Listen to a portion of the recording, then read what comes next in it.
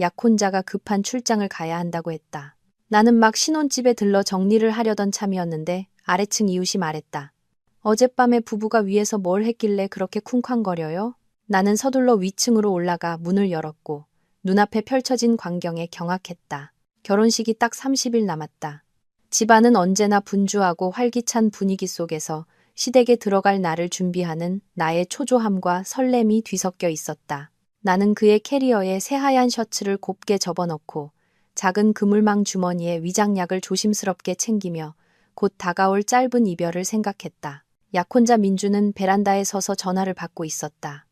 그의 목소리는 차분했지만 어딘가 다급함이 묻어났고 깊은 생각에 잠긴 얼굴로 먼 곳을 응시하고 있었다.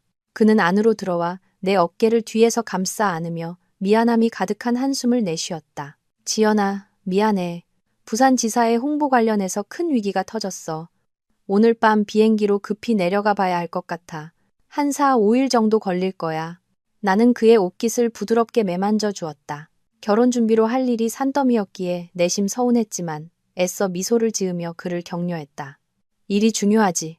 걱정 말고 다녀와. 집에선 내가 다 알아서 할게. 약 꼭 챙겨 먹고 또 위 아프지 말고. 민주는 나를 바라보았다. 그의 눈빛에는 고마움과 무언가를 피하려는 듯한 이상한 기색이 스쳐 지나갔다. 그는 허리를 숙여 내 이마에 가볍게 입을 맞추었다. 고마워. 결혼하면 내가 다 보상할게. 다시는 고생 안 시킬게. 그를 태운 택시가 고요한 밤속으로 사라졌다. 텅 빈 마당에 홀로 남겨진 나는 막연한 공허감에 휩싸였다. 다음 날 아침, 서울의 여름은 숨 막힐 듯이 무더웠다. 초여름의 햇볕은 사람의 인내심마저 태워버릴 기세였다. 나는 민준이 없는 틈을 타 강남에 위치한 고급 오피스텔을 청소하기로 마음먹고 차를 몰았다. 그곳은 우리가 수많은 꿈을 그리던 미래의 보금자리였다. 집은 결혼 전에 민준이 구입한 것이라 그의 명의로 되어 있었지만 약 1억 5천만 원에 달하는 모든 인테리어 비용은 내가 지난 몇 년간 피땀 흘려 모은 돈으로 충당한 것이었다. 나는 새로 산 그림을 걸고 출장에서 돌아올 그를 위해 화병에 싱싱한 꽃을 꽂아둘 생각에 마음이 들떴다. 오피스텔 로비에 들어서자 에어컨에 시원한 바람이 불어와 한결 기분이 나아졌다. 나는 엘리베이터를 타고 18층으로 향했다. 엘리베이터 문이 열리자마자 아래층에 사는 박 아주머니와 마주쳤다. 아주머니는 에어로빅 복장 차림에 부채를 손에 들고 있었다. 나를 본 아주머니는 눈을 가늘게 뜨며 못마땅한 표정으로 복도가 쩌렁쩌렁 울리도록 소리쳤다. 아이고, 고 선생. 젊은 사람들 체력도 좋아. 어젯밤에 새벽 2시까지 위에서 뭘 그렇게 쿵쾅거려?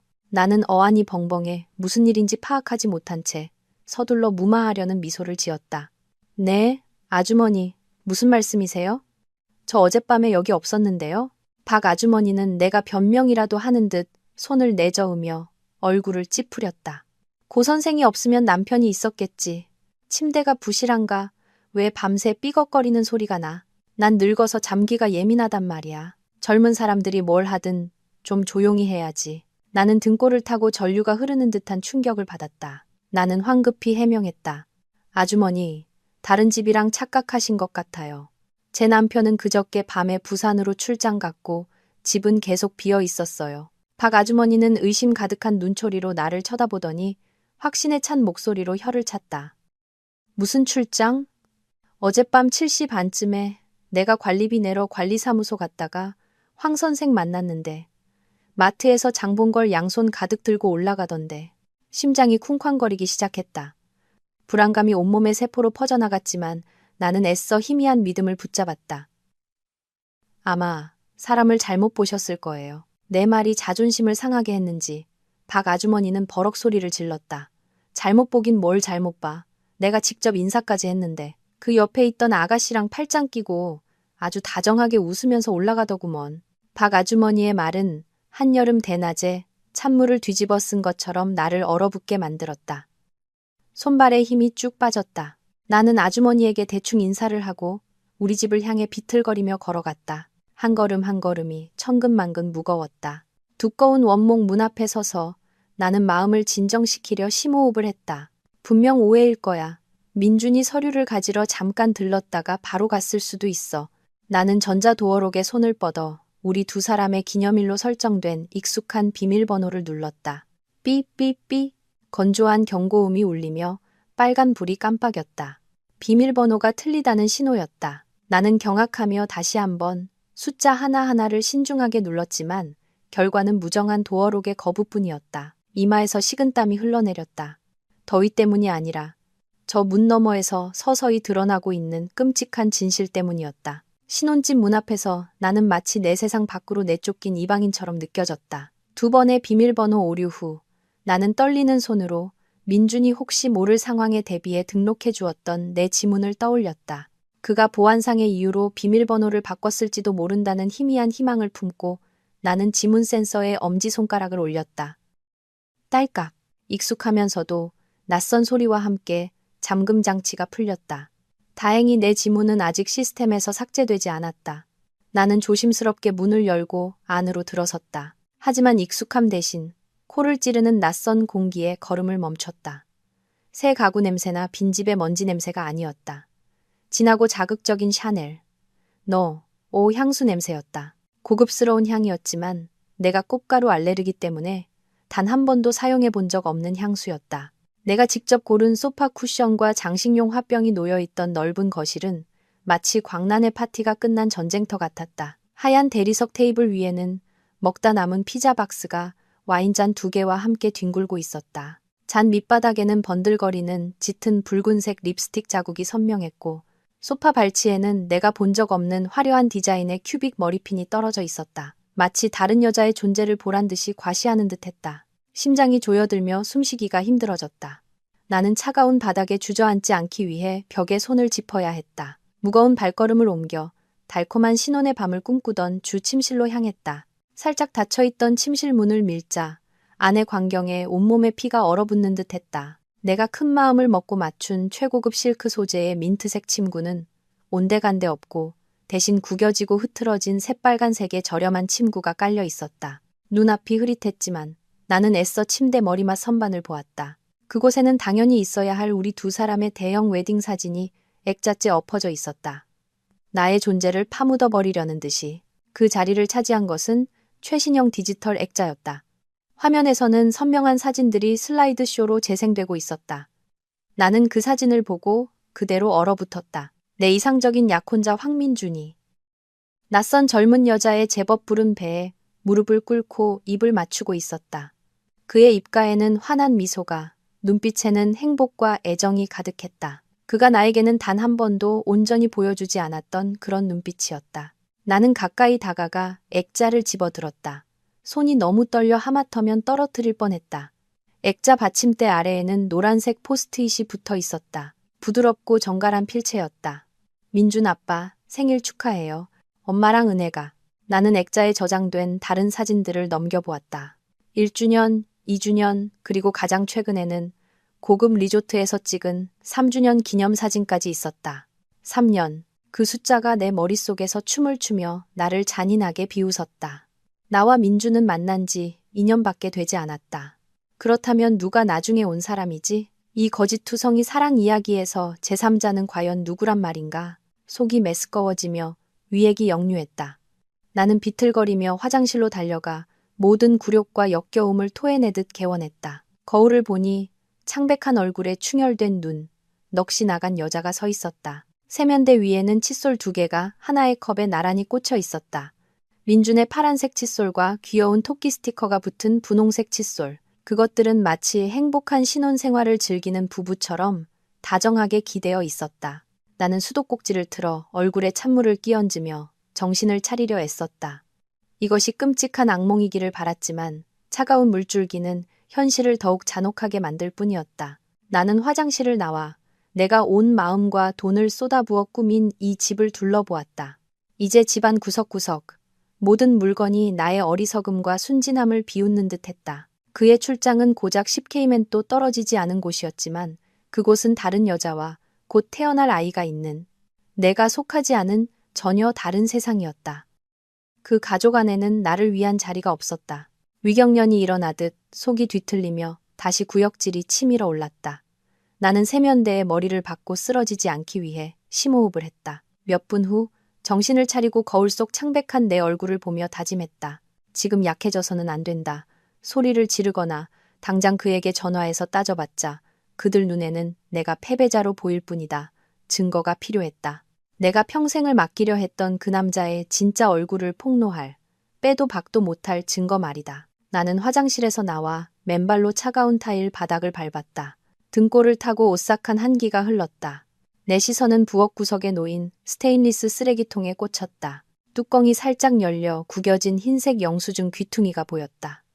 상처받은 여자의 직감으로 나는 다가가 떨리는 손으로 영수증을 집어 대리석 식탁 위에 펼쳤다. 그것은 건물 바로 아래에 있는 이마트에서 결제한 영수증이었다. 시간은 어젯밤 19시 30분.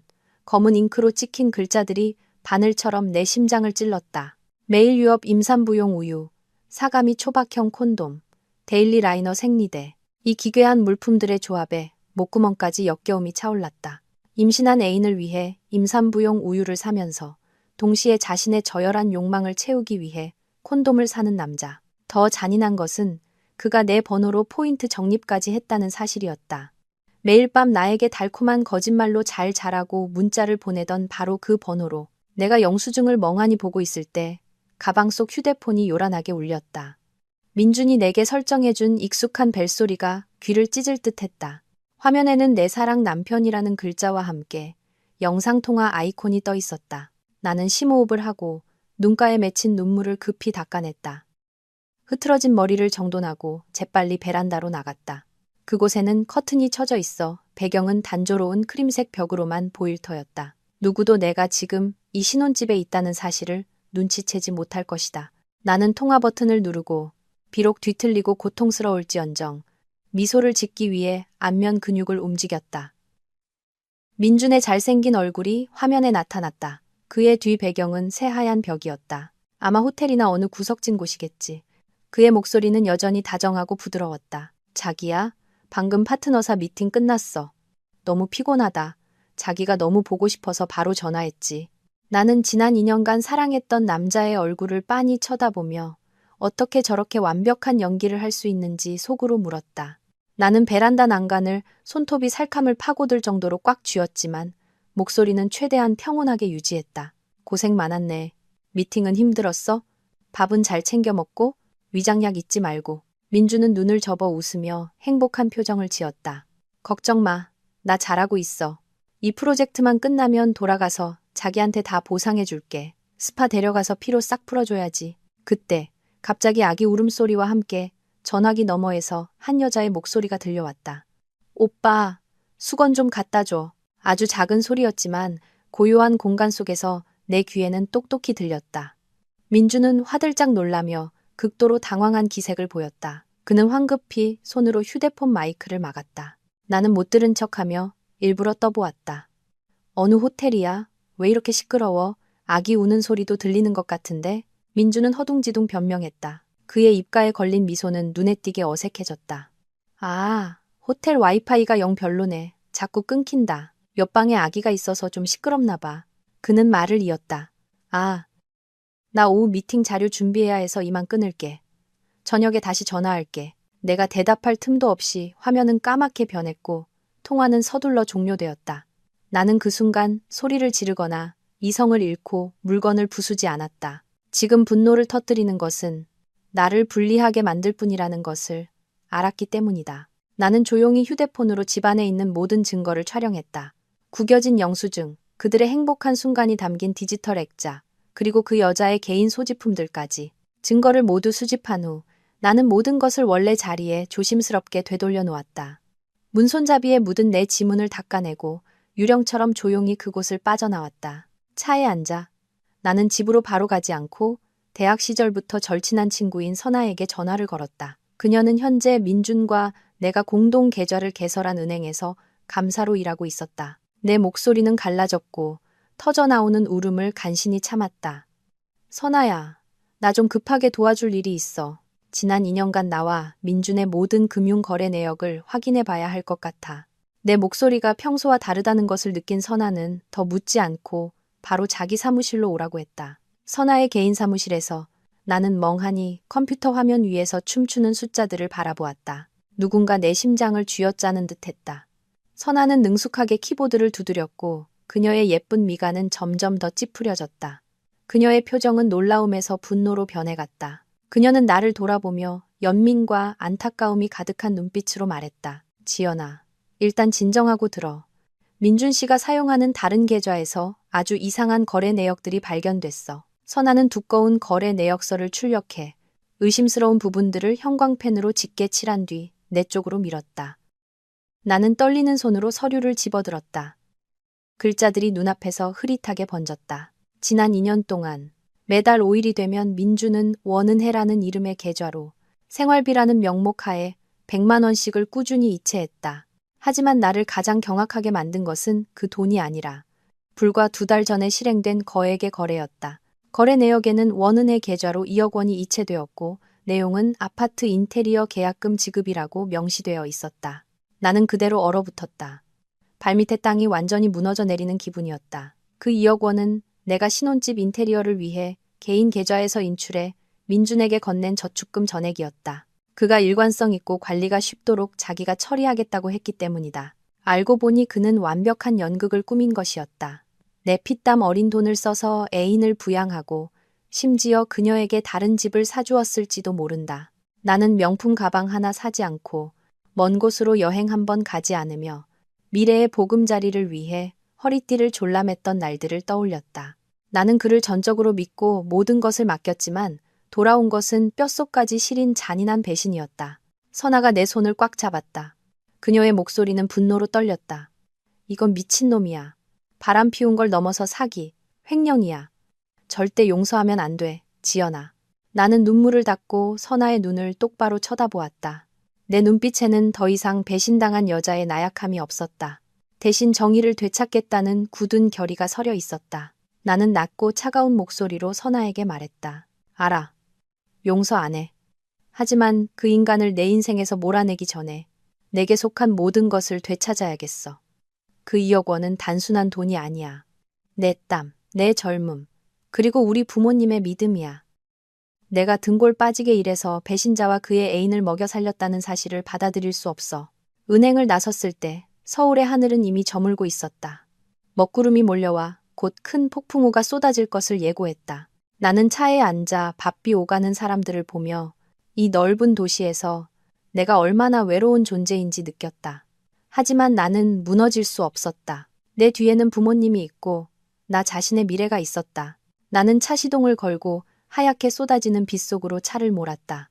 머릿속에서는 민준의 진짜 얼굴을 폭로하고 정의를 되찾기 위한 다음 단계의 계획이 구체화되기 시작했다. 미리 잡혀있던 약속대로 오늘 저녁 나는 민준의 부모님 댁에서 저녁 식사를 해야 했다. 마음속에서는 분노가 들끓었지만 나는 부어오른 눈과 초췌한 얼굴을 가리기 위해 가볍게 화장을 했다.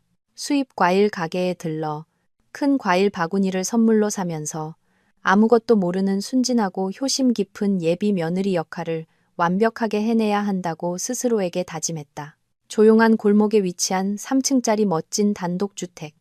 한때는 나의 두 번째 안식처가 될 것이라 생각했던 곳이었다. 민준의 어머니인 김미란 여사가 문 앞에서부터 나를 반갑게 맞았다. 그녀의 입가에는 환한 미소가 걸려 있었지만 눈빛에는 무언가 나를 떠보는 듯한 기색이 있었다. 그녀는 내 손을 잡고 집 안으로 이끌며 가식적일 정도로 다정한 목소리로 말했다. 어머, 우리 아가 그냥 편하게 저녁 먹으러 오라니까 뭘 이렇게 비싼 걸 사와.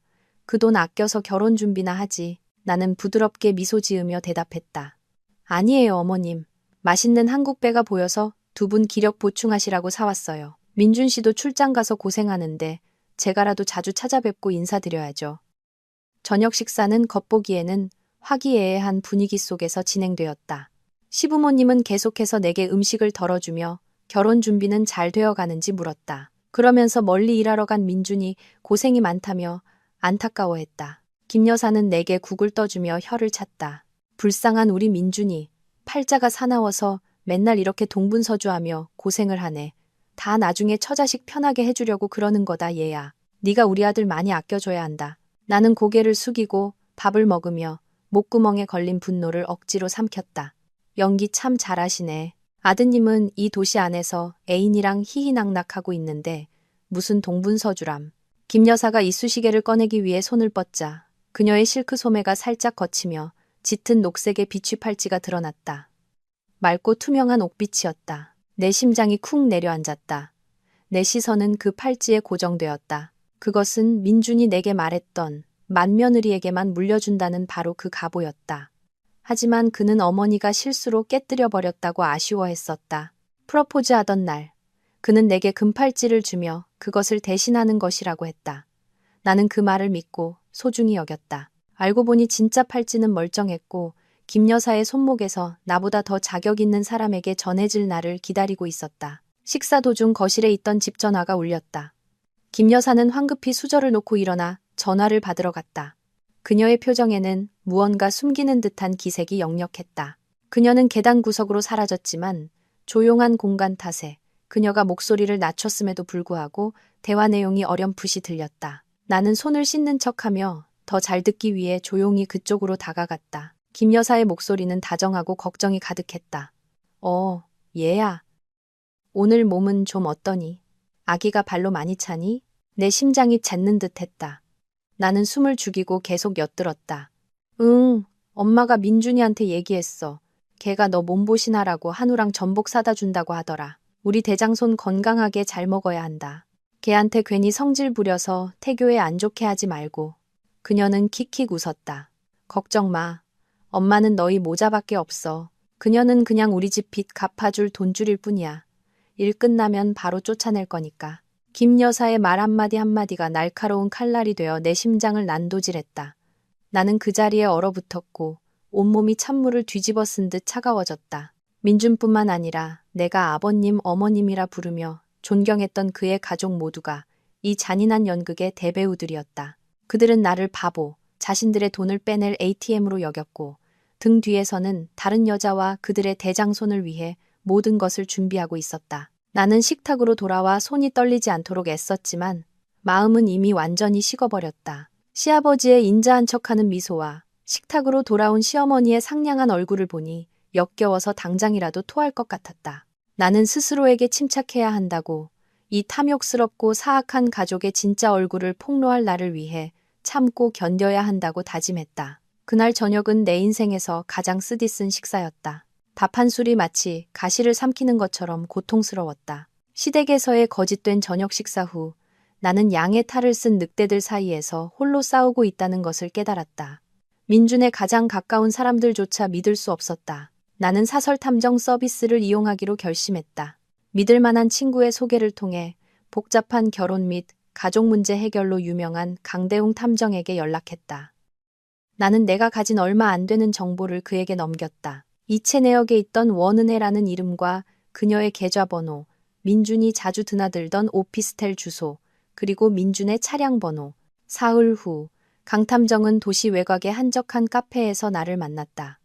그는 갈색 서류 봉투를 테이블 위에 올려놓으며 안타까운 눈빛으로 나를 바라보았다. 고지연 씨, 요청하신 정보는 모두 조사 완료했습니다.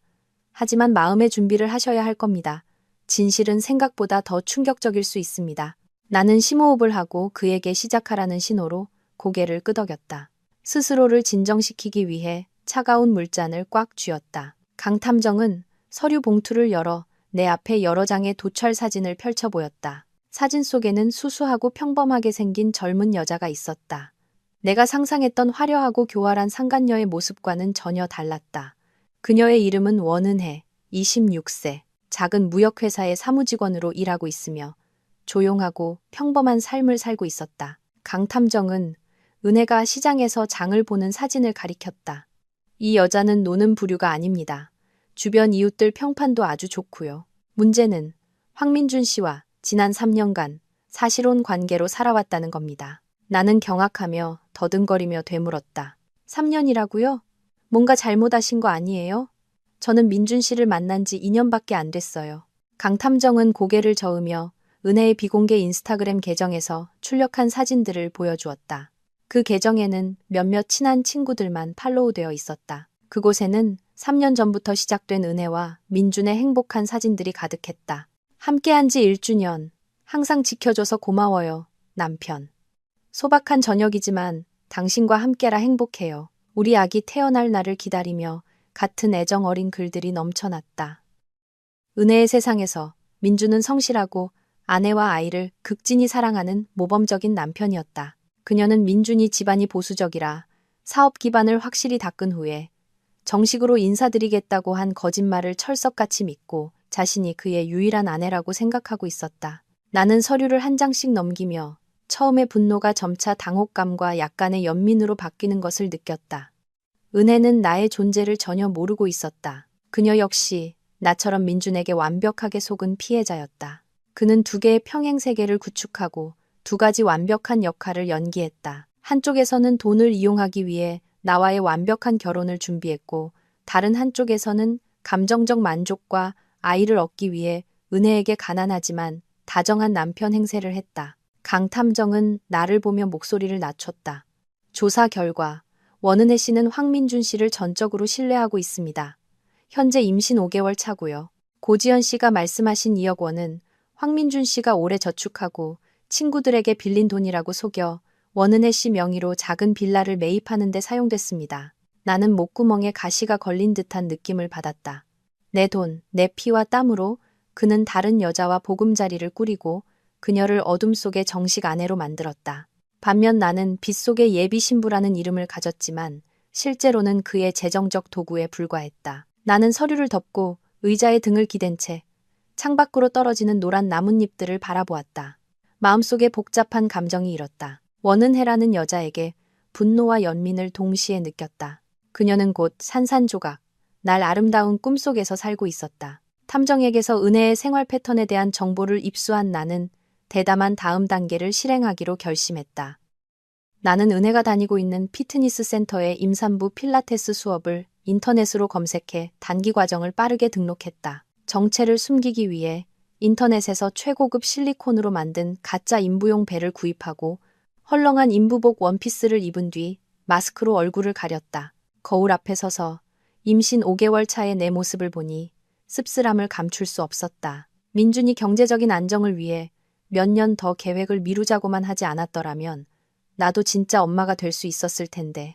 레몬그라스 오일 향이 은은하게 퍼지는 넓은 필라테스실에 들어서자 나는 눈으로 은혜를 찾아 빠르게 발견했다.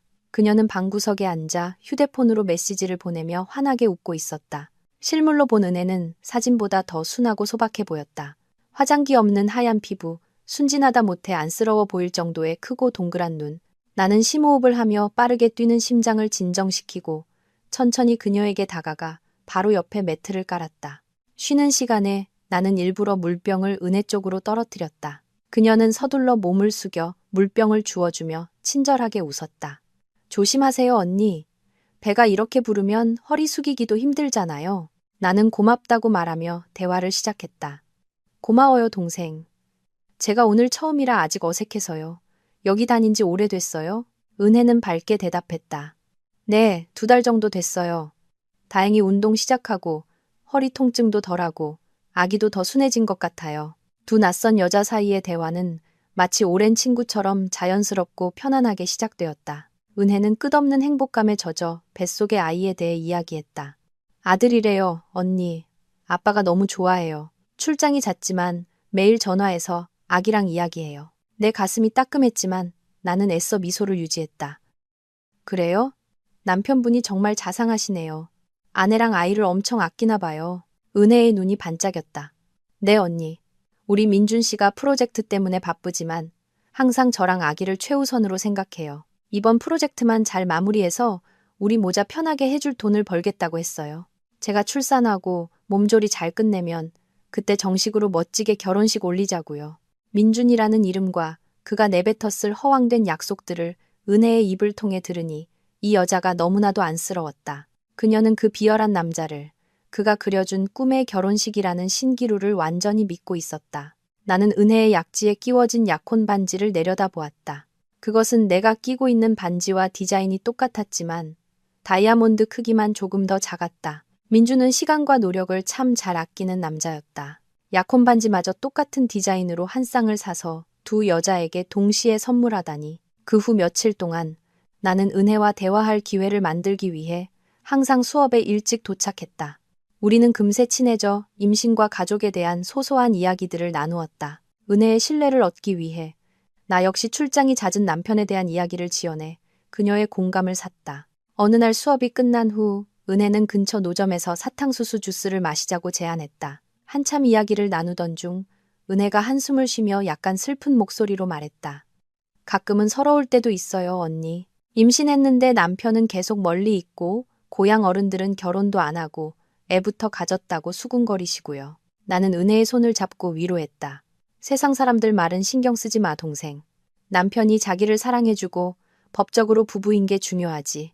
은혜는 그 말을 듣고 고개를 끄덕이며 자랑스러운 표정을 지었다. 네, 언니. 저도 그렇게 생각해요. 다행히 우리 민준 씨가 생각이 깊어서 제가 서운해할까봐 임신 초기에 몰래 혼인신고부터 먼저 해줬어요. 아직 결혼식만 안 올린 거예요. 그녀는 신이 나서 휴대폰을 꺼내 사진첩을 여러 내게 보여주었다. 이거 보세요, 언니. 저희 혼인관계 증명서예요. 원본은 오빠가 잘 보관하고 있고 저는 가끔 보려고 사진만 찍어뒀어요. 나는 은혜의 휴대폰을 받아 분홍빛의 혼인관계 증명서 사진을 보았다. 남편 황민준, 아내 원은혜. 신고일은 5개월 전. 언뜻 보기에는 진짜 증명서와 똑같았다. 국장, 직인, 구청장의 서명까지 모두 갖추고 있었다.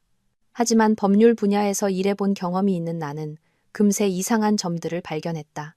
서류의 글꼴이 현재 행정규격과 미세하게 달랐고 가장 결정적으로 민준의 주소지 관할 구청의 직인 테두리에 아주 작은 오류가 있었다. 업계 사람이 아니면 알아채기 힘든 부분이었다. 민준은 서류를 위조했다. 그는 자신을 믿는 순진한 여자를 속이기 위해 공문서 및 직인 위조라는 범죄를 저질렀다. 은혜가 안심하고 아이를 낳게 하고 그녀가 공개적으로 명분을 요구하지 않고 어둠 속의 아내로 만족하게 만들기 위해서 민준의 잔인함과 교활함에 소름이 끼쳤다. 은혜는 내가 사진을 뚫어지게 보는 것을 보고 내가 부러워한다고 생각했는지 수줍게 웃었다. 민준 씨 증명사진 잘생겼죠, 언니? 저 처음 만났을 때 이 미소에 반했잖아요. 나는 은혜에게 휴대폰을 돌려주며 터져 나오려는 한숨을 억지로 참았다. 남편분 정말 듬직해 보이네. 동생이 왜 그렇게 믿는지 알겠다. 나는 은혜의 눈을 깊이 들여다보며 그녀의 연약한 행복의 거품을 곧 터뜨려야 한다는 사실에 속으로 미안함을 느꼈다. 하지만 이 끔찍한 거짓 속에서 평생을 살게 하는 것보다 한 번의 고통이 낫다는 것을 알았다. 나는 은혜에게 진실을 알려야 했다. 하지만 어떻게 해야 그녀가 충격을 받아 뱃속의 아이에게까지 영향이 가지 않게 할 수 있을까? 며칠 밤낮으로 고민한 끝에 나는 더 이상 이 연극을 계속할 수 없다고 결론 내렸다. 나는 은혜에게 조용한 골목에 위치한 사람들이 잘 다니지 않는 한적한 정원 카페에서 만나자고 문자를 보냈다. 오늘은 가짜 배도 헐렁한 인부복도 입지 않았다. 나는 단정한 오피스룩 원피스를 입고 가볍게 화장을 한 채 진짜 내 모습인 고지연으로 돌아갔다. 은혜가 카페에 들어섰을 때 그녀는 익숙한 임산부 언니를 찾으며 주위를 두리번거렸다. 내가 손을 흔들어 부르자 그제야 은혜는 놀란 눈으로 조심스럽게 다가왔다. 언니? 지연 언니? 오늘 왜 이렇게 달라 보여요? 배는 어디 갔어요? 나는 은혜를 자리에 앉히고 얼음 없는 오렌지 주스를 주문해준 뒤 그녀의 눈을 똑바로 쳐다보며 진지하지만 차분한 목소리로 말했다. 은혜야, 그동안 널 속여서 미안해. 난 임신하지 않았어. 그리고 내가 너에게 접근한 건 이유가 있어. 은혜는 경악하며 혼란스러운 표정을 지었다. 그녀는 자리에서 일어나려 했다. 무슨 소리예요? 장난하는 거 아니죠? 무슨 말인지 하나도 모르겠어요. 나는 은혜의 손을 부드럽게 잡고 테이블 위에 고급스러운 붉은색 청첩장을 올려놓았다. 그 위에는 신랑 황민준, 신부 고지연이라는 이름이 인쇄되어 있었다. 결혼식 날짜는 다음 주 일요일. 이거 보고 나서 내 이야기를 계속 들을지 말지 결정해. 나는 청첩장을 은혜 쪽으로 밀었다. 그녀는 떨리는 손으로 청첩장을 집어들었다. 반짝이는 금박 글씨를 읽는 그녀의 얼굴은 붉어졌다가 새하얗게 질렸다. 그녀의 동그란 눈에는 눈물이 가득 고였다. 이럴 리가 없어요. 이건 우리 오빠 이름인데. 왜 언니랑 결혼해요? 언니는 누구예요? 우리 가정을 파괴하려는 상간녀죠? 은혜는 고통에 찬 목소리로 소리쳤다. 나는 침착하게 휴대폰을 꺼내 민준과 그의 어머니가 나누는 대화를 몰래 녹음했던 파일을 재생했다. 김 여사 집에서 녹음한 것이었다. 민준의 목소리가 웅얼거리면서도 선명하게 들렸다. 엄마 걱정 마세요. 은혜는 그냥 애 낳는 용이에요. 순하고 말 잘 듣고 바라는 것도 없잖아요. 지연이랑 결혼하는 건 우리 집 빚 갚으려고 하는 거예요. 걔네 집 돈도 많고 또 멍청해서 사람을 잘 믿어요. 걔랑 결혼하면 우리 집안이 일어서는 거예요. 김 여사의 웃음소리가 이어졌다. 그래, 네 생각이 깊구나. 은혜한테는 계속 잘해주고 대장손 낳으면 그때 가서 생각하자. 녹음을 다 들은 은혜의 손에서 휴대폰이 툭 소리를 내며 테이블 위로 떨어졌다. 그녀는 얼굴을 감싸고 흐느껴 울었다. 믿음이 송두리째 배신당한 여자의 가슴 찢어지는 울음소리였다. 그녀는 테이블에 머리를 박고 어깨를 들썩였다. 왜 나한테 이런 짓을? 내가 뭘 잘못했는데? 난 진심으로 그 사람을 사랑했는데. 나는 그녀가 마음껏 울도록 조용히 옆에서 휴지를 건네주었다. 이 고통은 어떤 말로도 위로할 수 없다는 것을 알았기 때문이다. 은혜의 울음이 잦아들었을 때 나는 조용히 말했다. 은혜야, 너와 나, 우리 둘 다 그 쓰레기 같은 남자의 피해자야. 그는 내 돈으로 네가 살 집을 샀고 내 감정을 이용해서 욕망을 채우고 대를 이을 아이를 얻었어. 그러면서도 나랑 결혼해서 돈을 빼낼 계획을 세웠지. 그리고 봐. 네가 가진 혼인관계 증명서는 가짜야. 그가 널 속인 거라고. 나는 내가 조사한 공문서 위조의 증거들을 은혜에게 보여주었다. 눈앞에 펼쳐진 명백한 증거들을 본 은혜의 눈빛은 절망에서 점차 분노로 변해갔다. 그녀는 고개를 들어 나를 보았다. 눈은 퉁퉁 부었지만 그 안에는 결의가 서려 있었다. 지연 언니, 저 이제 어떻게 해야 해요? 우리 아이한테 그런 파렴치한 아빠를 만들어주고 싶지 않아요. 카페 안은 조용한 연주곡과 간간히 들려오는 은혜의 흐느낌 뿐이었다. 나는 그녀의 차가운 손을 잡고 온기와 단호함을 전해주었다. 나는 은혜가 상황을 이해할 수 있도록 분석하기 시작했다. 지금 너에게는 두 가지 선택지가 있어. 첫 번째는 소란을 피우고 난리를 치는 거야. 그러면 그는 모든 걸 부인하고 오히려 네가 자기를 유혹했다고 뒤집어 씌울 거야. 그는 나와 결혼할 거고 너는 영원히 명분 없는 상간녀로 남게 돼. 내 아이는 사생아라는 손가락질을 받으며 태어날 거고. 은혜는 격렬하게 고개를 저었다. 눈물이 다시 흘러내렸다. 싫어요. 우리 아이를 불행하게 만들고 싶지 않아요. 그런 아빠는 필요 없어요. 나는 고개를 끄덕였다. 두 번째 선택지는 나와 협력하는 거야. 우리는 그가 저지른 모든 일에 대해 톡톡히 대가를 치르게 만들 거야. 돈, 명예, 그리고 가족까지. 모든 것을 잃게 만드는 거지. 은혜는 눈물을 닦고 나를 뚫어지게 쳐다보았다. 제가 뭘 하면 되나요, 언니? 언니 말 들을게요. 나는 목소리를 낮춰 민준이 유령 회사를 통해 횡령한 돈을 성과급과 선물이라는 명목으로 은혜의 계좌에 입금하여 돈 세탁을 해왔다는 사실을 알려주었다. 그 말을 들은 은혜는 얼굴이 새하얗게 질렸다. 그녀는 극심한 공포에 휩싸였다. 저는 아무것도 몰랐어요. 오빠가 밖에서 부업으로 번 돈이라고 저한테 잠시 맡아달라고 했어요. 언니 저 감옥 가는 거 아니에요? 나는 은혜를 안심시켰다. 걱정 마. 네가 자발적으로 협력하고 고발하면 너는 증인이 되어 관대한 처분을 받을 수 있어. 지금 가장 중요한 건 내 계획에 따라 움직이는 거야. 나는 은혜에게 구체적인 계획을 설명했다. 첫째, 그녀는 계속해서 순진하고 착한 아내 역할을 해야 했다. 민준 앞에서 어떤 의심의 기색도 보여서는 안 되었다. 매일 평소처럼 달콤한 문자를 보내고 안부를 물어야 했다. 동시에 은혜는 민준이 그녀의 계좌를 통해 저지른 불법적인 금융거래의 증거를 추가로 수집해야 했다. 나는 그녀에게 몰래 은행 거래 내역을 출력하는 방법, 민준이 무심코 남긴 거래 메시지 화면을 캡처하는 방법을 알려주었다. 다음으로 나는 민준이 그녀의 계좌에 넣어둔 모든 불법 자금을 내 변호사가 관리하는 특별 동결 계좌로 이체할 것을 제안했다. 이것은 은혜가 범죄 수익을 사용하지 않았다는 증거가 되어 그녀의 무죄를 입증하는 데 도움이 될 것이며 동시에 민준의 횡령 혐의를 입증할 결정적인 증거가 될 것이었다. 은혜는 내 말을 듣고 고개를 끄덕였다. 할게요. 언니를 믿어요. 그 사람이 합당한 벌을 받게 하고 싶어요. 임신한 몸으로 약해 보였지만 아이를 지키기 위해 강해진 젊은 여자를 보며 내 마음도 조금은 따뜻해졌다.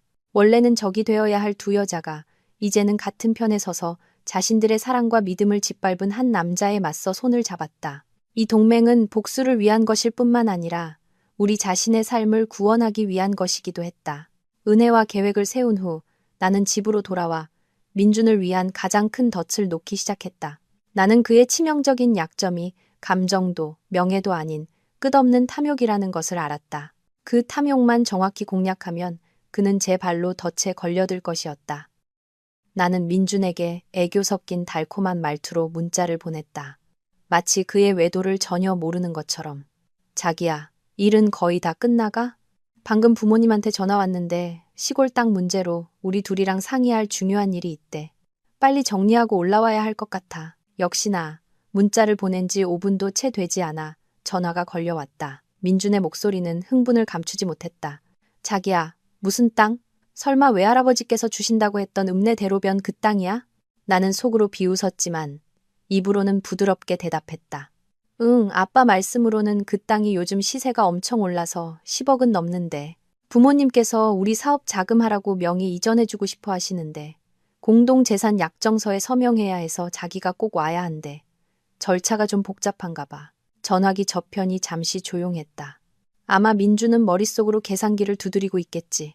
10억 원은 어떤 탐욕스러운 인간이라도 흔들리게 할 만한 액수였다. 이내 그가 다급하게 대답했다. 알았어.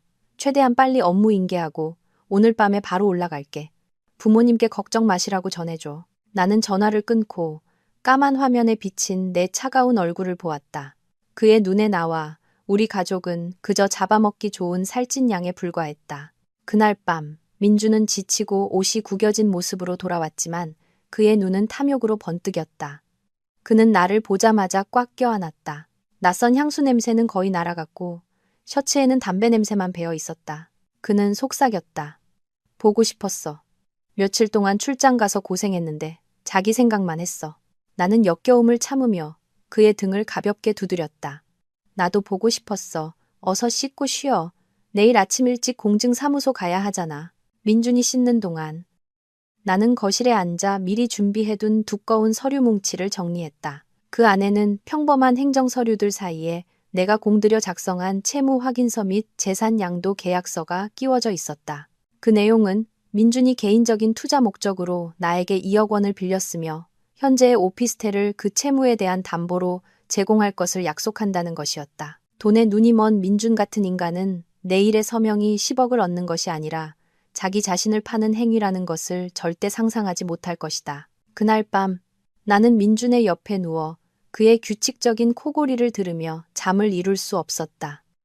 어두운 천장을 보며 온갖 생각에 잠겼다. 우리가 함께 라면 하나를 나눠 먹고 폭풍우가 지나간 뒤에 무지개 같은 집을 꿈꾸던 시절을 떠올렸다. 사람은 어떻게 이렇게 빨리 변할 수 있을까? 돈이 대체 무슨 마력을 가졌기에 한때는 다정했던 남자를 아내의 등까지 치는 교활하고 잔인한 괴물로 만들 수 있을까? 나는 한숨을 쉬며 민준에게 등을 돌리고 이불을 머리끝까지 뒤집었었다. 이 역겨움을 견뎌야 하는 마지막 밤이 될 것이라고 다짐했다. 다음날 아침, 나와 민준은 이른 시간에 공증사무소에 도착했다. 이곳은 내가 미리 섭외해둔 지인의 사무실이었다. 공간부터 직원까지 모든 것이 민준에게 절대적인 신뢰감을 주도록 준비되었다. 민준은 잘 다려진 정장을 입고 머리에는 왁스를 발라 반짝였으며 얼굴에는 곧 복권에 당첨될 사람처럼 환희가 가득했다. 그는 계속 시계를 보며 나를 재촉했다. 부모님께서 서류 보내셨어? 빨리 처리하고 가자. 오후에 회사 들어가서 보고도 해야 한단 말이야. 나는 그에게 두꺼운 서류 뭉치를 건넸다. 맨 위에는 우리 부모님의 등기부 등본 사본이 있었지만 실제 소유권 이전 날짜 부분은 가려져 있었다. 나는 걱정스러운 목소리로 말했다. 부모님께서 보내주시긴 했는데 절차가 엄청 복잡하대. 공증인 아저씨 말씀으로는 서명할 서류가 엄청 많다더라고. 공동재산 약정서, 처분 위임장, 출자 확인서까지. 민주는 서류 뭉치를 받아들고 앞 몇 장을 훑어보더니 우리 집 등기부 등본이 맞자 만족스럽게 고개를 끄덕였다. 에이, 우리나라 행정 절차가 다 그렇지 뭐. 귀찮아도 그냥 빨리 서명해버리면 돼. 땅만 우리 이름으로 넘어오면 되지. 그때 민준의 정장 주머니에서 휴대폰이 요란하게 울렸다. 나는 힐끗 보니 발신자 이름이 비 오는 날의 그녀라고 떠 있었다. 내가 낯선 번호에 대해 묻자 그가 저장해둔 은혜의 이름이었다. 이것은 나와 은혜가 계획한 일부였다. 은혜는 태아에게 위급한 상황이 생겼다고 전화해서 민준의 마음을 마지막으로 시험하는 동시에 그의 정신을 산만하게 만들 것이었다. 민준은 미간을 찌푸리며 전화를 끊었지만 휴대폰은 계속해서 울리며 메시지가 쏟아졌다. 나는 걱정하는 척 물었다. 누구길래 이렇게 급하게 전화해? 회사에 무슨 일 있어? 민준은 짜증스러운 표정으로 손을 내저었다. 아, 부하 직원들인데 팀장만 없으면 꼭 저렇게 난리를 쳐. 신경 쓰지 마. 그때 은혜가 보낸 메시지의 내용이 잠금 화면에 잠시 떴고 나는 그것을 놓치지 않았다. 오빠, 아기가 안 움직여. 배가 너무 아파. 빨리 엄마랑 아기한테 와줘. 민주는 메시지를 힐끗 보고 잠시 동요하는 듯 했지만 이내 다시 냉정해졌다. 그는 휴대폰을 테이블에 뒤집어 놓고 나를 재촉했다. 자, 우리 빨리 서명하자. 나 바빠. 공증인 역할을 맡은 내 사촌, 오빠 변호사가 들어와 서명할 곳이 노란색 형광펜으로 표시된 서류 뭉치를 테이블에 내려놓았다. 그는 전문가다운 목소리로 말했다. 두 분, 제가 표시해둔 곳에 서명하시면 됩니다. 서류가 많아서 팔이 좀 아프실 수 있습니다. 민주는 펜을 잡고 첫 장에 있는 토지 면적 숫자에 시선을 고정한 채 실실 웃었다. 그는 서명을 시작했다.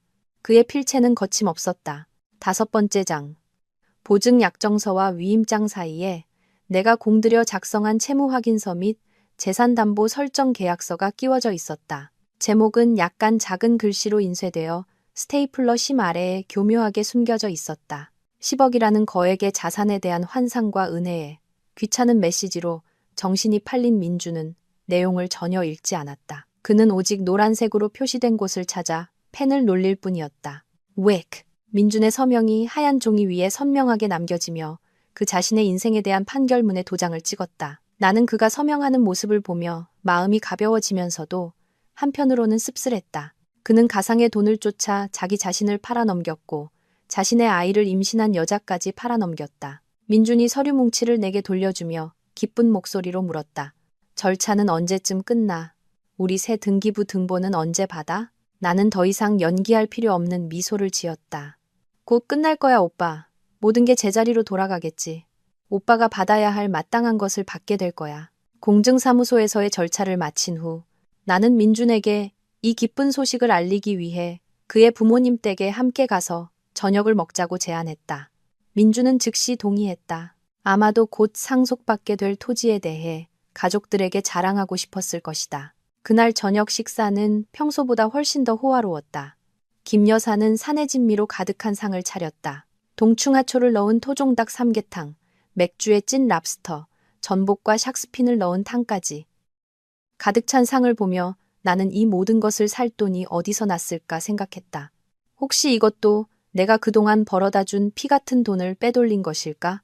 식사 내내 분위기는 가식적일 정도로 즐거웠다. 민준의 아버지는 와인잔을 들고 얼굴이 붉어진 채 말했다. 자, 두 사람이 곧 큰 사업 자금을 마련하게 된 것을 축하하자. 우리 늙은 부모는 너희가 성실하게 일해서 하루빨리 우리에게 대를 이을 손주를 안겨주는 것 말고는 바랄 게 없다. 나는 물잔을 입에 대며 민준을 힐끗 쳐다본 뒤 조용히 폭탄을 터뜨렸다. 네, 아버님. 저희도 그렇게 생각하고 있어요. 아, 그런데 어제 보니까 민준 씨가 분홍색 아기 옷을 잔뜩 샀더라고요. 예쁜 드레스만 가득하던데요. 시끄럽던 공간이 순간 정적이 흘렀다. 닭고기를 집던 김 여사의 손이 허공에서 멈췄다. 그녀의 눈은 의심스럽게 민준을 향했다. 민준의 아버지도 와인잔을 쾅 소리나게 내려놓으며 으르렁거렸다. 뭐, 분홍색 옷? 너 누구 주려고 샀어? 난 분명.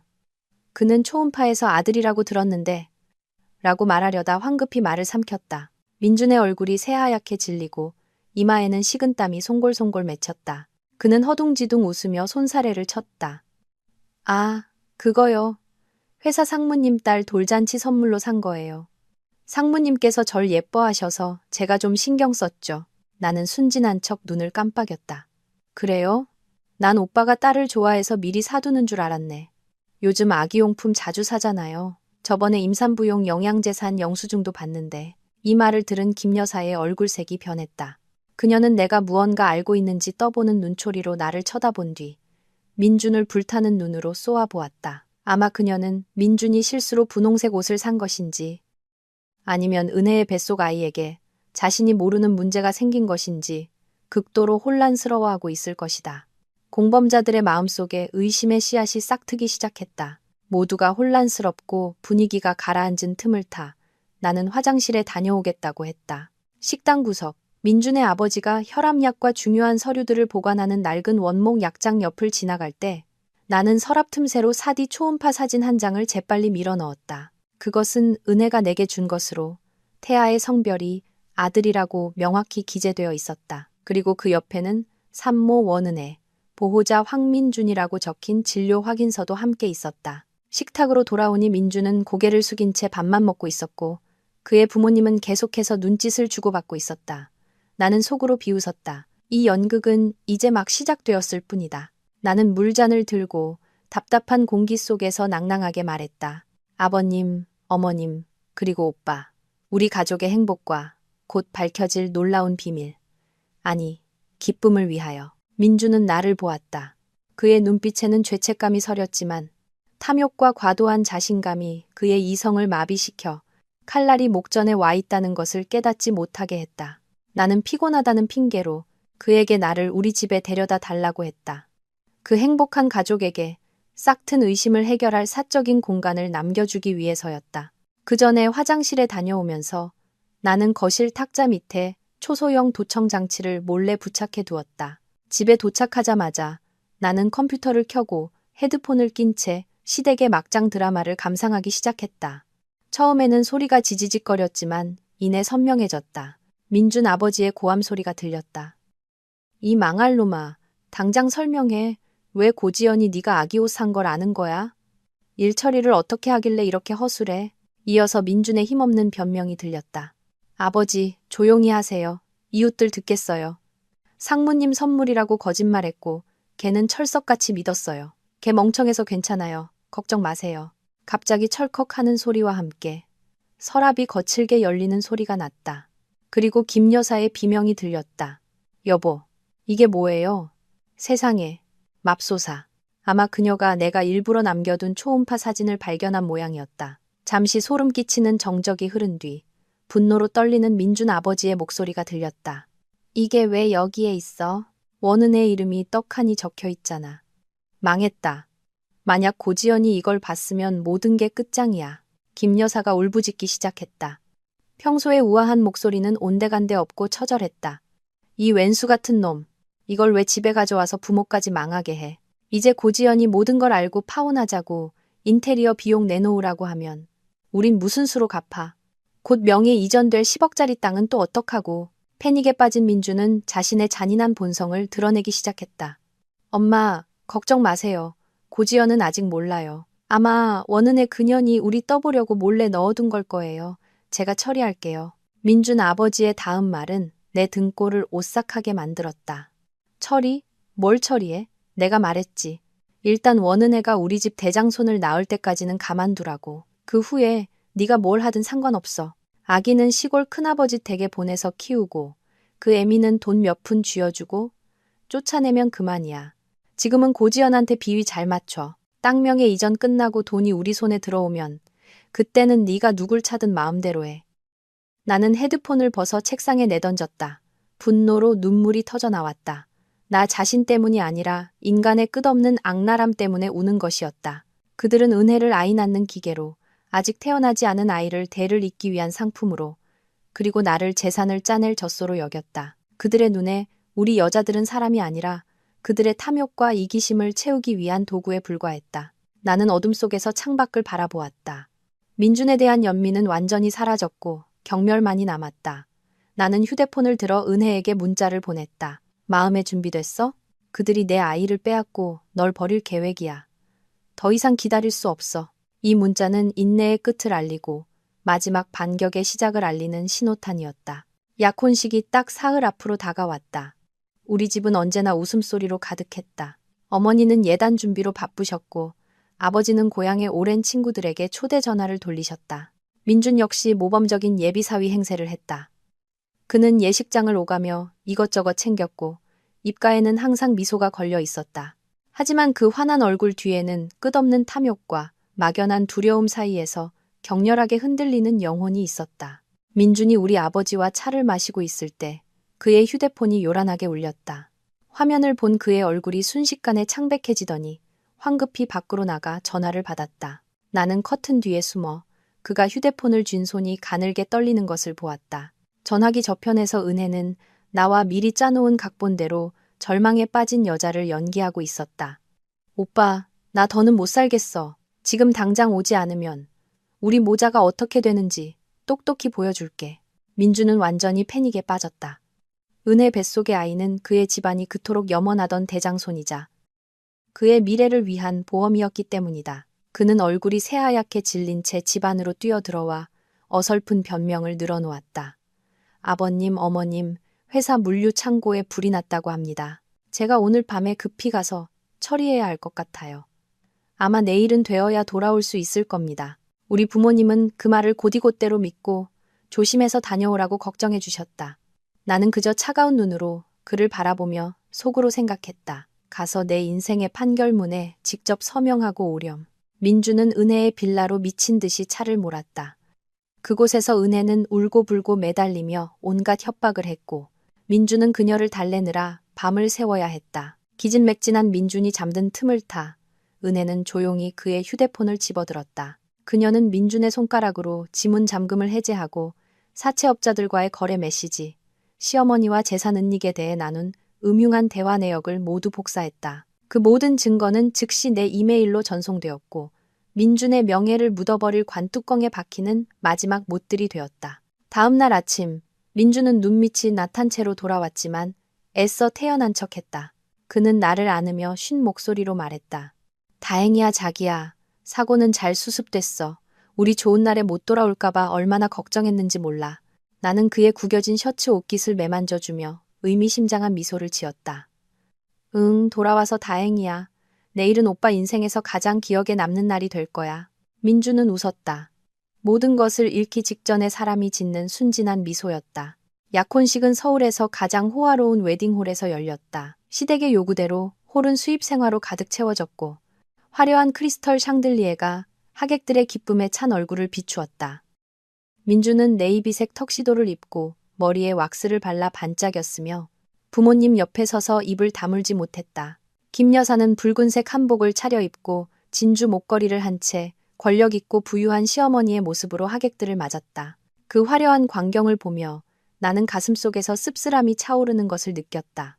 이 모든 허영은 거짓과 더러운 계산 위에 세워진 것이었다. 평생 정직하게 살아오신 나의 부모님은 딸을 호랑이 굴로 시집 보내는 줄도 모르고 사돈과 즐겁게 악수하고 계셨다. 나는 무대 위에 서서 부케를 들고 있었지만 시선은 계속해서 정문을 향했다. 이 가식적인 막이 찢겨나갈 순간을 기다리면서 정확히 오전 11시 사회자가 예식의 시작을 알렸을 때 홀의 거대한 문이 갑자기 활짝 열렸다. 차가운 바람과 함께 초대받지 않은 손님이 등장했다. 초라한 평소 모습이 아닌 당당하게 고개를 든 은혜였다. 그녀는 단순한 흰색 인부복을 입고 있었지만 눈에 띄게 부른 배는 모든 사람의 시선을 사로잡았다. 홀하는 순간 정적이 흘렀고 음악도 멈췄다.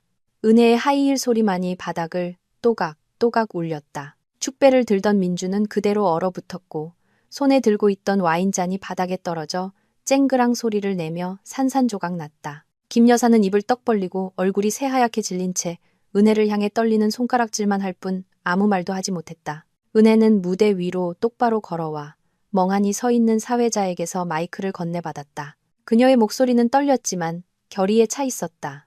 이야기를 중단시켜 죄송합니다. 저는 황민준 씨의 행복을 축하하고 겸사겸사 이 물건을 돌려주러 왔습니다. 은혜는 작은 벨벳 상자를 민준 쪽으로 세게 던졌다. 상자가 열리며 약혼 반지 하나가 무대 바닥을 대굴대굴 굴러 내 발밑에서 멈췄다. 내가 끼고 있는 것과 똑같은 디자인의 반지였다.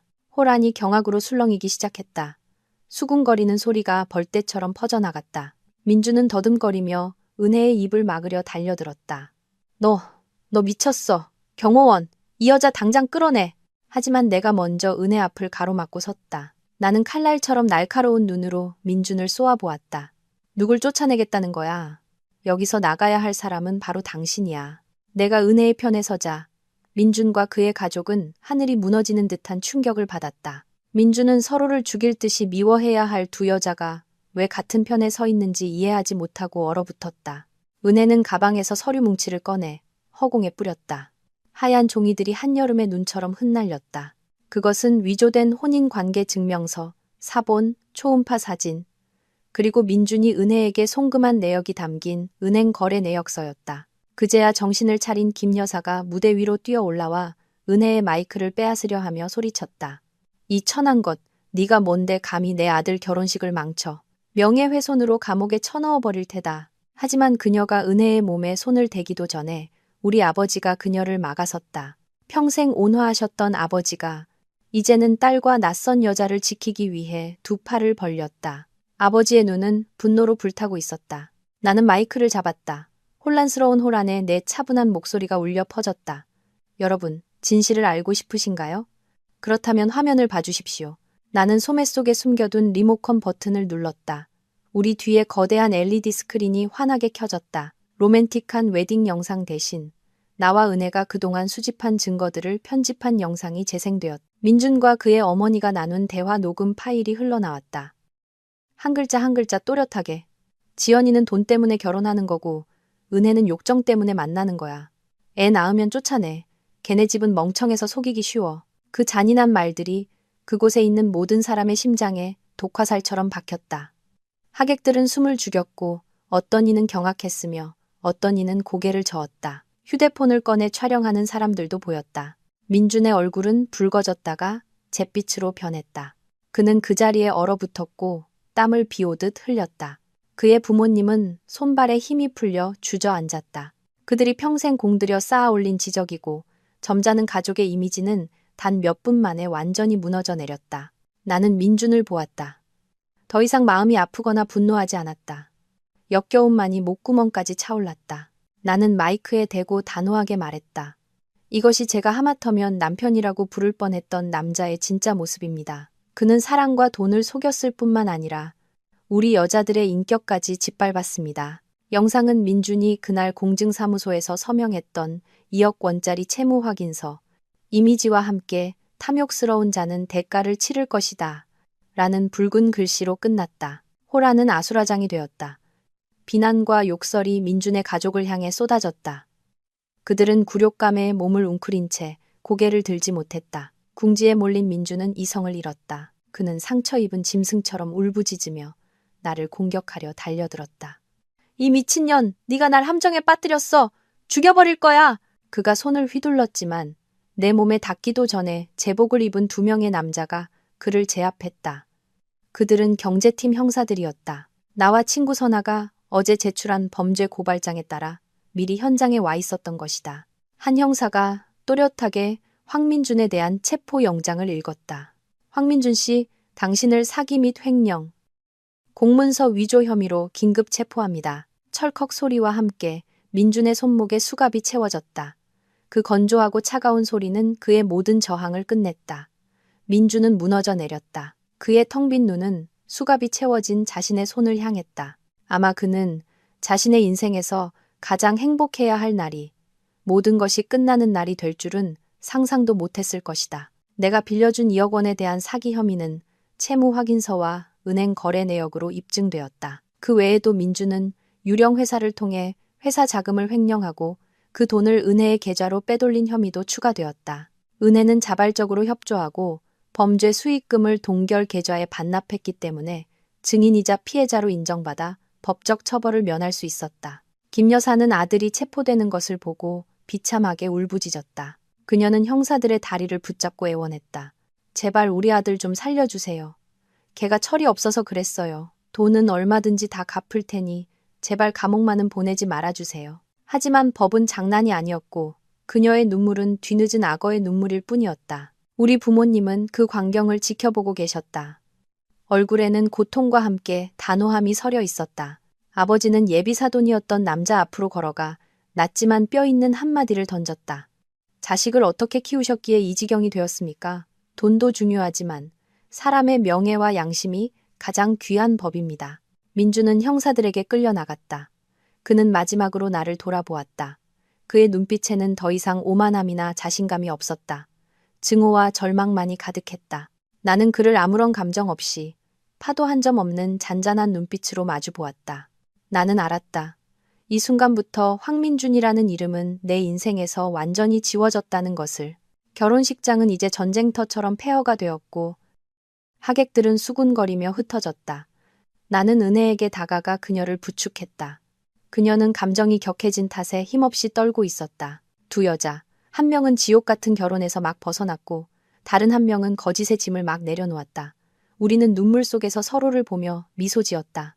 우리는 이겼다. 고통스럽지만 마땅한 승리였다. 하늘의 그물은 넓고 성기어 보이지만 결코 놓치는 법이 없다. 바람을 씹는 자, 폭풍을 거두는 법. 그것은 변하지 않는 세상의 이치였다. 웨딩홀 밖에서 경찰차 사이렌이 요란하게 울렸다. 그 날카로운 소리는 이미 숨막힐 듯 답답했던 공기를 완전히 찢어놓는 듯했다. 나는 무대 중앙에 우두커니 서서 두 형사에게 이끌려가는 민준의 뒷모습을 바라보았다. 그의 어깨는 축 처져 있었고 한때 세상을 다 가진 듯 거만했던 걸음걸이는 온데간데 없이 비틀거렸다. 김 여사는 한참을 울부짖으며 애원하다가 아들이 호송차에 타는 것을 보고는 눈을 뒤집고 쓰러졌다. 그것이 진짜 실신인지 아니면 그녀의 특기인 쇼인지는 알 수 없었지만 이번에는 누구도 그녀에게 관심을 주거나 동정하지 않았다. 평생 체면을 중시하던 민준의 아버지는 잿빛 얼굴로 의자에 주저앉아 가슴을 부여잡고 가쁘게 숨을 몰아쉬었다. 한때 그들의 명문가를 칭송하던 친척들과 하객들은 이제 전염병을 피하듯 멀찌감치 떨어져 경멸과 조롱이 섞인 눈으로 그들을 쳐다보았다. 몇몇은 대놓고 손가락질하며 방금 스크린에서 본 추문에 대해 떠들어댔다.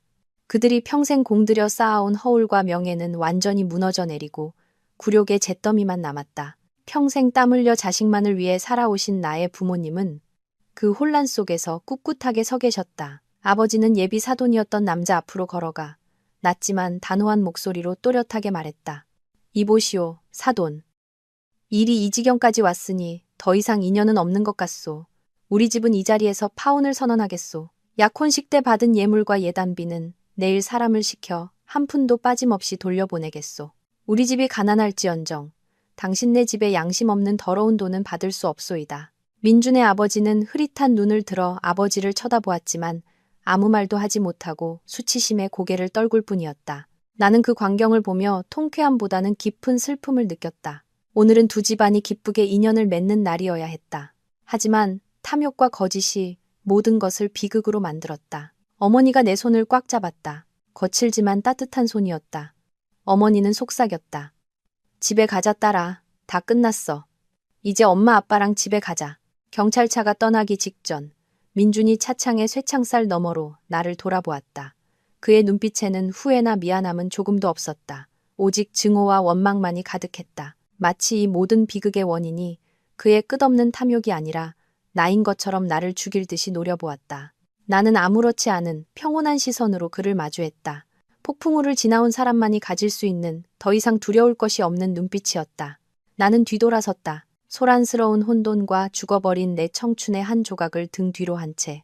약혼식장에서 신랑이 사기 및 외도 혐의로 체포된 사건은 다음날 소셜미디어를 뜨겁게 달구었다. 현장에서 몰래 촬영된 영상들이 걷잡을 수 없이 퍼져나갔다. 수천 개의 댓글이 달렸다. 어떤 이는 쓰레기 같은 남자에게서 벗어난 것을 축하했고 어떤 이는 민준의 가족을 저주했다. 물론 약혼자를 이렇게까지 함정에 빠뜨린 나 역시 보통 내기가 아닐 것이라는 악의적인 댓글도 있었다. 나는 몇몇 댓글을 훑어보다가 휴대폰을 끄고 침대 구석에 던져버렸다. 여론의 소음은 나를 더 지치고 공허하게 만들 뿐이었다. 이 승리가 통쾌하고 마땅한 것이었음에도 나는 전혀 기쁘지 않았다. 2년의 청춘, 내가 바쳤던 진심과 믿음은 이제 깊은 마음의 상처와 인간에 대한 회의감으로 돌아왔다. 나는 회사에 일주일 휴가를 내고 방 안에 틀어박혔다. 누구도 만나고 싶지 않았고 아무것도 설명하고 싶지 않았다. 그날 오후 서울에는 장대비가 쏟아졌다. 은혜에게서 전화가 왔다. 그녀의 목소리는 이전의 불안함이나 분노 없이 한결 평온하게 들렸다. 언니, 저 고향에 내려왔어요. 부모님께서 처음엔 화도 많이 내셨지만 결국 딸이랑 손주가 불쌍하다고 다시 받아주셨어요. 저 이제 미혼모로 살기로 결심했어요.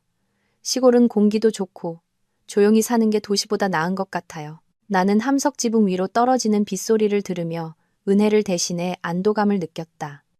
적어도 그녀에게는 돌아갈 곳이 있고 살아갈 이유가 되어줄 아이가 있었다. 나는 조용히 말했다. 그래, 고향에서 마음 편히 지내. 지난 일은 다 잊고 아기 건강하게 키우는 데만 집중해. 시간 나면 내가 두 사람 보러 갈게. 은혜는 잠시 머뭇거리더니 떨리는 목소리로 말했다. 고마워요, 언니. 언니가 아니었다면 전 아직도 그 사람의 덫에서 빠져나오지 못했을 거예요. 우리 모자 인생이 어떻게 됐을지. 언니도 꼭 행복해져야 해요. 언니는 그럴 자격이 충분해요. 전화를 끊고 창밖을 보니 하얀 빗줄기가 도시 전체를 뒤덮고 있었다. 은혜는 자신의 길을 찾았다. 나는 악인을 응징했지만 여전히 감정의 혼돈 속에서 헤매고 있는 듯했다. 나는 오랫동안 살아온 이 방을 둘러보았다. 모든 기념품에서 배신의 그림자가 보였다. 나 역시 이곳을 떠나야 한다는 것을 깨달았다. 영혼을 정화하고 처음부터 다시 시작할 새로운 곳이 필요했다. 악인에 대한 승리가 최종 목적지가 아니었다. 내 마음의 평화야말로 내가 진정으로 갈망하는 것이었다. 일주일 후 나는 변호사를 통해 민준을 상대로 2억 원의 인테리어 비용 반환을 요구하는 민사소송을 제기했다. 경찰이 수사 중인 형사사건과 별개로 진행되었다. 민준이 땅을 받는 줄 알고 어리석게 서명했던 채무확인서 및 재산담보 설정 계약서 덕분에 법적 절차는 매우 순조롭게 진행되었다. 법원은 신속하게 민준의 남은 재산, 즉 강남의 오피스텔에 대한 자산 동결 결정을 내렸다. 변호사로부터 자산 동결 통보를 받은 날 민준의 부모님이 우리 집까지 찾아왔다. 며칠 못 본 사이에 그들은 10년은 늙어 보였다. 머리는 하얗게 새고 얼굴은 초췌했으며 예전의 거만하고 화려한 모습은 온데간데 없었다. 김 여사는 나를 보자마자 대문 앞에서 무릎을 꿇고 울며 애원했다. 지연아, 내가 잘못했다. 제발 고소 좀 취하해 주렴. 우리 민준이가 감옥 가는 것도 힘든데 이제 집까지 뺏기면 우린 어디서 살란 말이냐. 이 늙은 부모는 이제 아무것도 남은 게 없어. 나는 차가운 철문 너머로 그들을 바라보았다. 조금의 동정심도 잃지 않았다. 나는 그들이 찻집에서 의기양양하게 나를 속일 계획을 세우던 모습, 은혜를 쫓아내고 내 돈을 빼앗으려던 악랄한 말을 똑똑히 기억했다. 나는 평온하지만 차가운 목소리로 말했다. 일어나세요. 그리고 저를 딸이라고 부르지 마세요. 감당할 수 없습니다.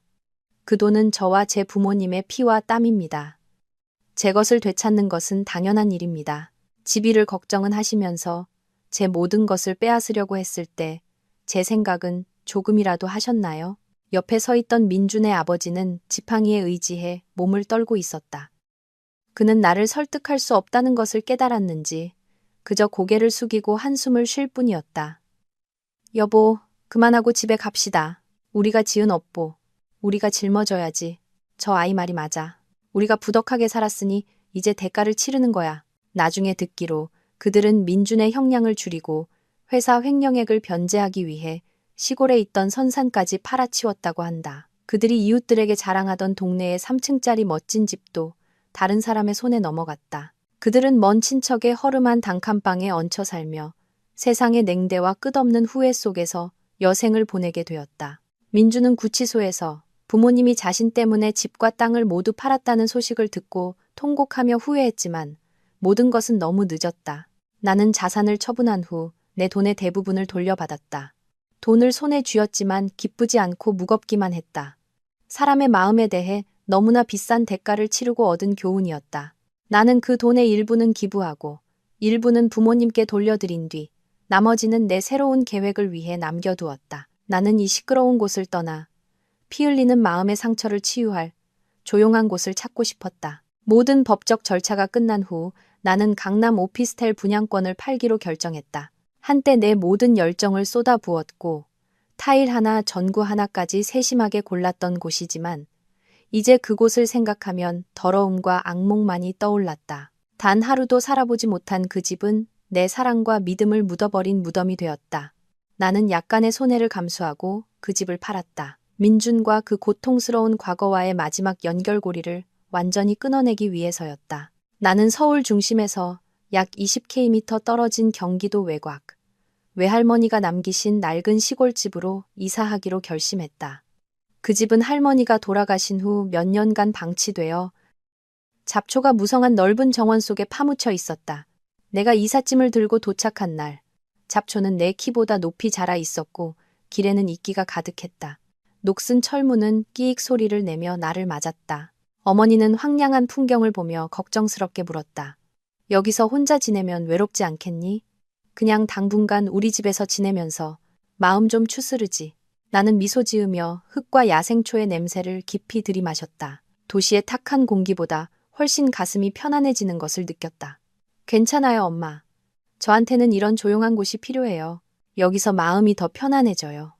집도 고치고 채소도 심고 닭도 키우면서 할머니가 사셨던 것처럼 살아볼래요. 나는 청소를 시작했다.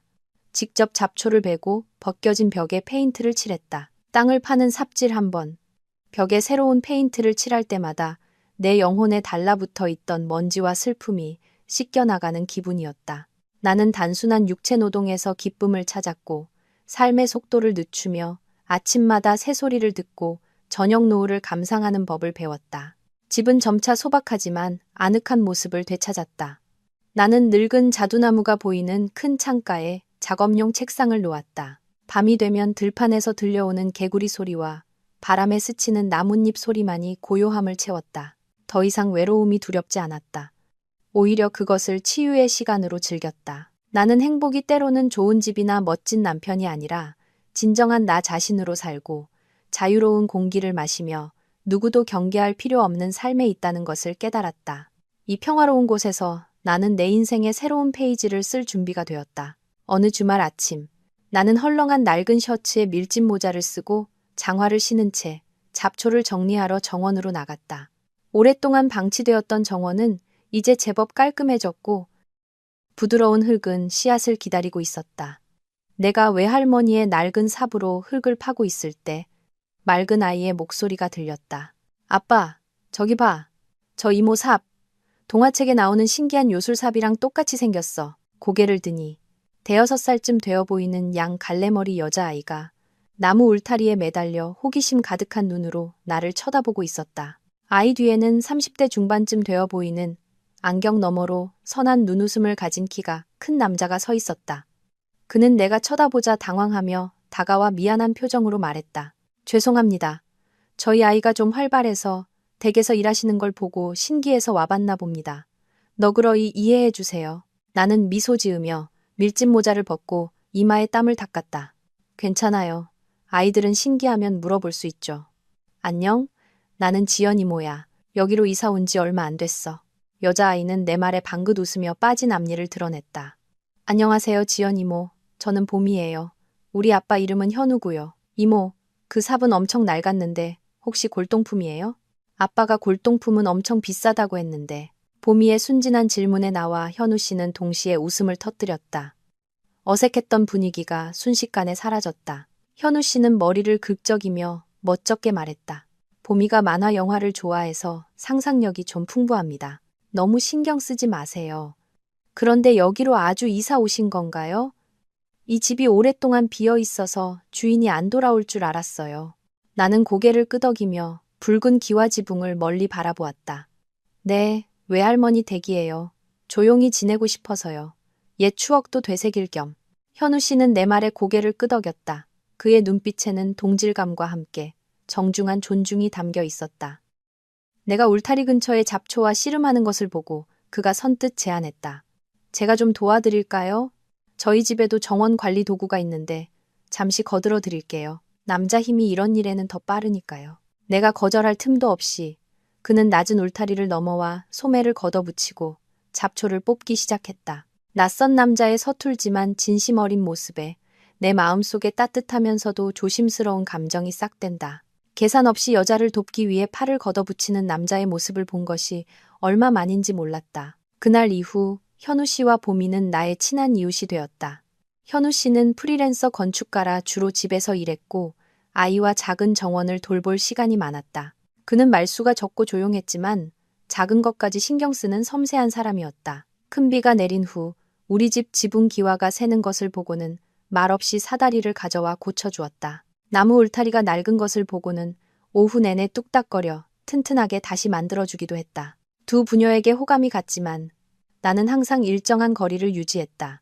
민준에게 받은 배신의 상처는 내 영혼의 흉터처럼 남아 다른 이성이 보여주는 관심에 나를 움츠러들게 했다. 현우 씨가 나를 보며 웃거나 다정하게 안부를 물을 때마다 나는 그 친절함 뒤에 또 다른 계산이 숨어 있지 않을까 두려웠다. 다시 사람을 잘못 믿고 진심을 주었다가 상처받을까봐 무서웠다. 밤이 되면 나는 종종 악몽에 시달렸다.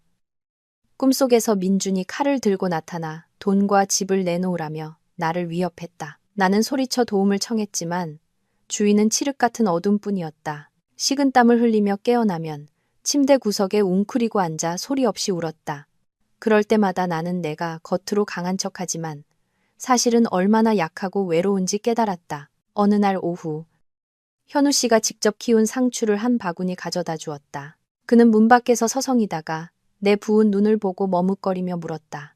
지연 씨, 무슨 안 좋은 일 있어요? 밤늦게까지 방에 불이 켜져 있던데. 나는 그의 걱정스러운 시선을 피하며 고개를 숙였다. 아니에요. 그냥 잠을 잘 못 자서요. 상추 고맙습니다. 봄이 저녁밥 차려주셔야죠. 어서 들어가세요. 나는 서둘러 문을 닫고 돌아섰다. 내 무례한 행동에 그가 얼마나 당황했을지 알았지만 나는 아직 마음을 열 준비가 되어 있지 않았다. 오늘 아침 우체부가 편지 한 통을 건네주었다. 봉투에 적힌 서툰 글씨와 교도소의 붉은 직인을 보는 순간 심장이 쿵 내려앉았다. 민준의 편지였다. 그가 체포된 지 석 달이 지났다. 나는 그 이름이 잊혔다고 생각했는데 다시 나타나 내가 애써 쌓아 올린 평화를 흔들었다. 나는 한참 동안 편지를 열지 못하고 망설였다. 결국 호기심이 이겼다. 편지지는 얇았고 예전에 거만하던 필체와는 달리 떨리고 비뚤어진 글씨가 가득했다. 그는 뒤늦은 참회의 말을 늘어놓았다. 감옥에서의 고된 삶, 나처럼 좋은 아내를 잃은 것에 대한 후회. 그는 모든 것을 환경과 부모님의 탓으로 돌리며 내게 용서를 구했다. 민사소송을 취하해주면 인생을 다시 시작할 기회를 얻고 부모님도 집을 팔지 않아도 된다고 애원했다. 그 글들을 읽으며 나는 분노도 연민도 느끼지 못했다. 그저 헛웃음만 나왔다. 나락으로 떨어진 이 순간까지도 그는 자신의 탐욕과 이기심이 문제라는 것을 깨닫지 못하고 남 탓만 하고 있었다. 그는 뉘우쳐서가 아니라 남은 재산을 지키기 위해 내게 용서를 구하고 있었다. 나는 편지를 손안에서 구겨 쥐었다. 그리고 부엌으로 가 불을 붙였다. 불꽃이 타오르며 거짓된 글자들을 삼켰다. 편지가 재가 되어 바닥에 흩어지는 것을 보며 나는 마음이 가벼워지는 것을 느꼈다. 마치 내 인생에 들러붙어 있던 악성 종양을 제거한 기분이었다. 과거는 이 순간 완전히 끝났다. 나는 재를 쓸어 담아 정원의 자두나무 밑에 뿌렸다. 새로운 생명을 위한 걸음이 되도록. 그날 밤 큰 폭풍우가 몰아쳤다. 천둥이 땅을 흔들고 비바람이 낡은 집을 뒤흔들었다. 잠 못 이루고 뒤척이는데 다급한 문 두드리는 소리와 함께 현우 씨의 절박한 목소리가 들렸다. 지연 씨, 제발 문 좀 열어주세요. 우리 봄이 좀 살려주세요. 나는 깜짝 놀라 비옷을 걸치고 문을 열었다. 흠뻑 젖은 현우 씨가 파랗게 질려 경련을 일으키는 보미를 안고 있었다. 그는 공포에 질려 외쳤다. 지연 씨, 보미가 고열로 경기를 일으켜요. 차가 침수돼서 시동이 안 걸려요. 제발 병원까지 태워다 주세요. 그 순간 내 안의 모든 경계심이 사라지고 사람을 구해야 한다는 본능만 남았다. 나는 소리쳤다. 어서 아이를 제 차에 태우세요. 빨리요. 나는 차키를 들고 폭풍우 속으로 차를 몰았다. 병원으로 가는 내내 나는 침착하게 운전했다. 뒷좌석에서 현우 씨는 딸을 꽉 껴안고 있었다. 봄이야, 아빠 여기 있어. 미안해 아가. 한 남자의 흐느낌에 내 코끝이 찡해졌다. 병원에 도착해 함께 보미를 응급실로 옮겼다. 복도에서 현우 씨는 추위와 공포로 온몸을 떨고 있었다. 나는 마른 수건을 가져다 주며 그를 위로했다. 몸 닦으세요. 보미는 괜찮을 거예요. 강한 아이잖아요.